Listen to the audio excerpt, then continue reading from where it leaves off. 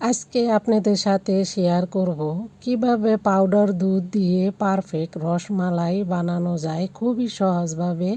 ভিতরে কোনো শক্ত থাকবে না, রসালো টপ টপ করবে। এভাবেই খুব সুন্দরভাবে বোঝানোর চেষ্টা করব। সাথে থাকুন পুরো ভিডিওর সাথে। এর মধ্যে আমি দিয়ে দিচ্ছি 1 কাপ চিনি। যে কাপ দা চিনি দিয়েছি সেই কাপ দিয়ে আমি 1 কাপের চিনির সাথে 4 কাপ পানি দিছি।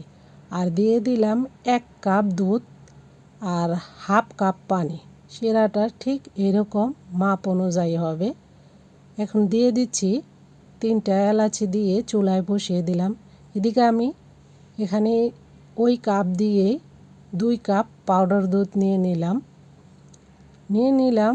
দেখতে পাচ্ছেন 3 আঙ্গুলের 1 চিমটির মতো বেকিং পাউডার। এখন ভালো করে পাউডার দুধের সাথে মিশিয়ে নেব। মিশিয়ে নেওয়ার পর একটা ডিম দিয়ে দিলাম। এখানে ডিম ছোট বড় অনুযায়ী পাউডার দুধের সাথে হতে পারে।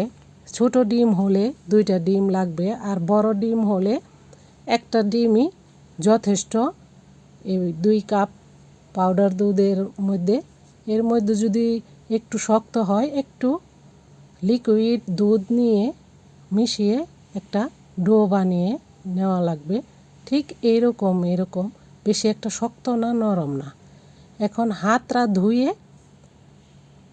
একটু ঘি হাতের মধ্যে মাখিয়ে একটা এভাবে ছোট ছোট করে লেচি করে নিয়ে প্রথমে গোল করে তারপরে এভাবে লম্বাটে করে শেপ করে নিলাম। আপনারা গোল করেও বানিয়ে নিতে পারেন, আরও ছোট বড় করেও বানিয়ে নিতে পারেন। ঠিক এইভাবে বানিয়ে নিলে 2 সাইডে একটু চাপ দিয়ে দিলাম। ঠিক আরেকটা আমি বানিয়ে দেখাচ্ছি। এভাবেই সুন্দর করে তেলতালা করে বানিয়ে নিতে হবে। স্ক্র্যাচ হলে ভেঙে যাওয়ার সম্ভাবনা থাকে, ভাঙে না কিন্তু সম্ভাবনা থাকে। ঠিক এভাবে আমি সবগুলো একই সাইজের মতো করে বানিয়ে নিলাম। এখন ফুটন্ত সেই শিরার মধ্যে দিয়ে দিচ্ছি একটার পর একটা করে। সবগুলো ফুটন্ত দুধের মধ্যে শিরার মধ্যে দিয়ে দিব। আর এই শিরাটা খেয়াল রাখবেন যেন পাতলা থাকে। এখন সবগুলো দিয়ে 5 মিনিট ফুল ফ্লেম করে এভাবে বলক আনিয়ে নিতে হবে। তারপরে বলক আনার পর তারপরে মিডিয়াম লো করে ঢাকনা দিয়ে ঢেকে উঠিয়ে নামিয়ে একটু এদিক ওদিক করে নাড়াচাড়া করে দিতে হবে, যাতে শিরাটা একটু ভালো করে ভিতরে ঢুকে।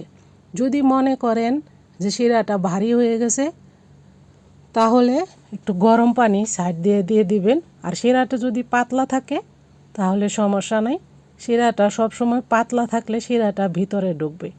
শিরা ভারী হয়ে গেলে শিরাটা যাবে না ভিতরে।